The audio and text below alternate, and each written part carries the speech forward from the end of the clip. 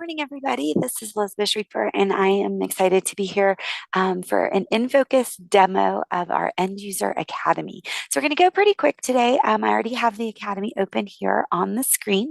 Our E1 Academy is for business analysts, and our End User Academy, as it is named, is for our end users. So this Academy, our second one in our feature set, was built specifically for our end user community. So it is got our same video-based learning as introductory content. It's got transactional tutorials where you click through the screens. It's got job aids that you can then go use to practice in your own environment, sandbox, hopefully not production. And then it's got our traditional knowledge checks and to ensure that someone is grasping onto that learning.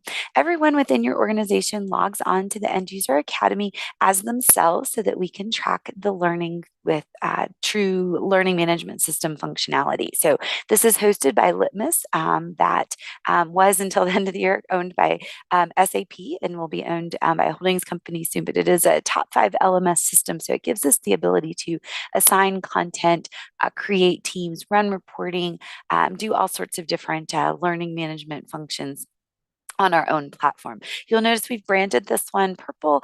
We do have the ability to brand it for our customers and to make unique features for different situations and things like that. You're going to see a few customer logos come up as I demo today because I do have quite a bit of customer content assigned to me.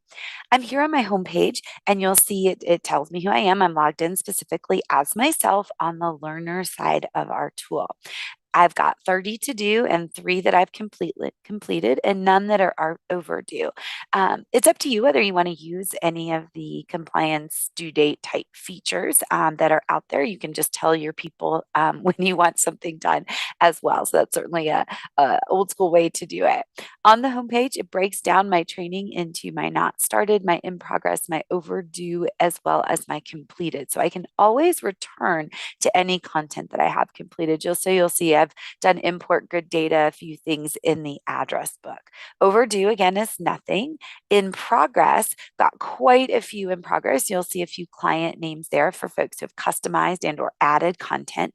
And you'll see I've got sales order, I've got a Spanish course, I've got a learning path. So courses inside of all of our academies are divided into learning paths, courses, and modules, which is just a hierarchy of content. On my Not Started tab, I can see I've got our new capital asset management content assigned to me, as well as a few others that folks have assigned to me over time. On the right, I've got news releases about just different things coming up, changes in features, etc., a calendar for any live events we have coming up, a leaderboard, and then my recently reviewed and my achievements down at the bottom.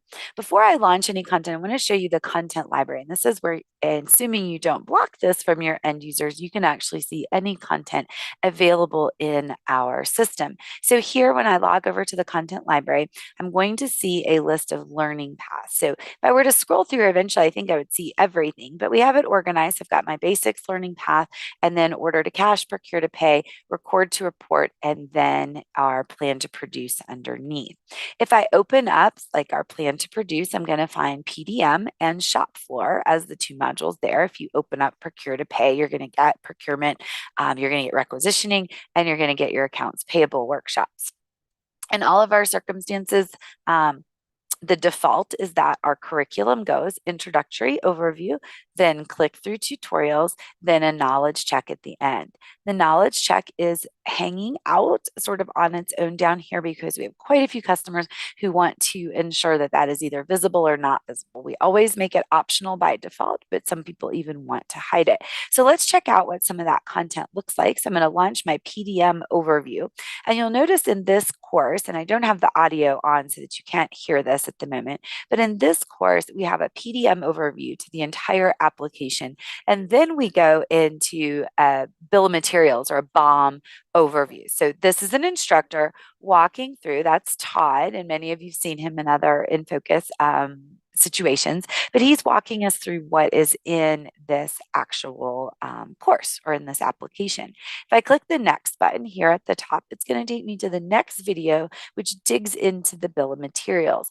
Now, in most of our videos in the UA, the End User Academy, this is an instructor doing knowledge concepts, talking about in this case, a poorly structured bomb. So he's going through kind of what is about to happen. And then the user gets to go through in a click through tutorial, the actual steps in a JD Edwards 9.2 tutorial. So this is not a live environment. This is going to be what we build these in Adobe Captivate, but it's going to tell me a little bit about entering a manufacturing bomb, and then it's going to take me in. Now we know that your menu paths are likely different. Some people choose to replace these menu paths. That's one of the client options that you saw go by earlier. Otherwise, we just give the path to where the default JDE is, and off they go into, let me fill that in, into the course, getting a simulation of what is happening. Now, we don't want it to look too real, but we want it to look like JD Edwards so that they can click through in what's called a happy path, right? So we're not going to blow them up or show anything really airing out unless we purposefully want to stage an error that they can see. But you can see I'm clicking add now, and I'm going to add, and I've got some text there, etc. If I exit out of here, we'll go back to see the full course list. And you can see there were the 2 videos that I checked out. They're at partial complete.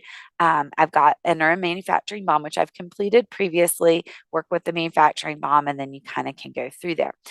To show you what the end looks like, if I go to my knowledge check, these are basic courses, much like you would have seen in any other LMS. We can hotspot and do some fancier pieces, but most of our questions are multiple choice, true, false, things along those lines where it asks you to identify what's happening and you move through your course. They're set to 80%, but you can again have different customization options for that. Once I finish that knowledge check, the next most logical place that learners go is over to the additional references. And you'll see here a full list of individual job aids that go with that particular PDM course. So I've got a job aid for enter that bomb, a multi-level bomb, single level bomb, single level where used when we're investigating that information in manufacturing. So if I click on these, I can download them. So I'm going to go ahead and download this one so we can see it. And there's the actual job aid. So I can pull all of these down from my course and I'll see the click through steps. You'll see the little light bulb represents, information that we've added, little blurbs about fields and things like that. The sample data is there, just as those of you that know UPK may be familiar with how UPK creates a job aid. That was kind of one of the standards we used, which is a good format because it gives you a sample piece of data, although it is, of course, our demo or our bicycle data. There's a job aid for each of our click-through tutorials for each one of our pieces of content inside of the library. So if I come back, one other feature I wanted to show here is that we have our basics workshop, which is going to go through all of our different basics, address book concepts, things along those lines, principles at the end user level. So that's going to be important. You're going to see then when we get into ordering to cash, you're going to see sales order, inventory, and AR, plan to produce, giving us PDM and shop floor, which we just saw, and then scrolling through some of the other applications that we have. Things that we have in development right now are capital asset management, which will cover all the way through our rental management feature, which is somewhat new. We are also developing quality in order to add to our manufacturing area and some job cost entry type features. Job cost isn't really something you see the setup, but we do use the JSI and track labor and things. So we're going to get those pieces here inside of the End User Academy as well. You'll also see over here, we do have a choice for Spanish. So we have been developing Spanish content right now that is blown out in all of our navigational courses, including some of the basic address book and things like that. So you'll see some options for multilingual. Right now, all we do is Spanish on the front. If I come back to the homepage, we would see that I had completed some of those courses. I could go to the content library. And then if I want to see everything I've done, that is off of the achievements tab. Once a person's achieved something, it will sit there forever. If we make new iterations, things along those lines, nothing will mess up that accomplishment for them until we want to reassign something or introduce something new to them.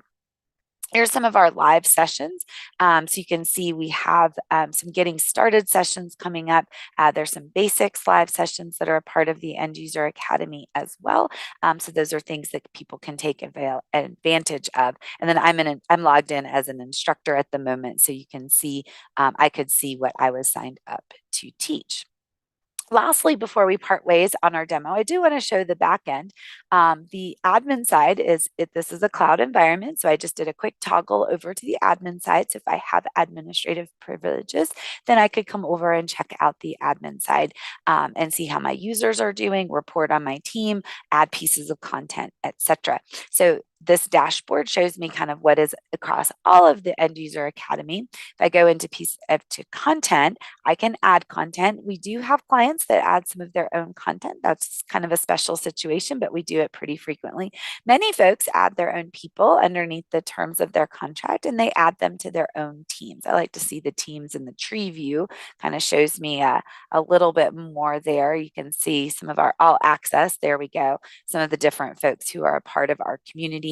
And then what most administrators from our client side do is come in to run their reports. So there's some quick reports that give me just like who's logged in, what maybe they've taken. Most of the time we write some custom reports by client or for a particular scenario, share them with an admin, and then they come in to run those on their own. So again, it is licensed by user. So each individual has their own login to the system. You can move those, swap those, share those, etc. We can get into all those details as far as subscription options go. It's generally an annual subscription with lots and lots of personalization type options for you to meet the needs of your end user community. So we really appreciate being here at InFocus this week and are excited that you joined us for this demo. And we look forward to telling you more about the End User Academy. Thank you.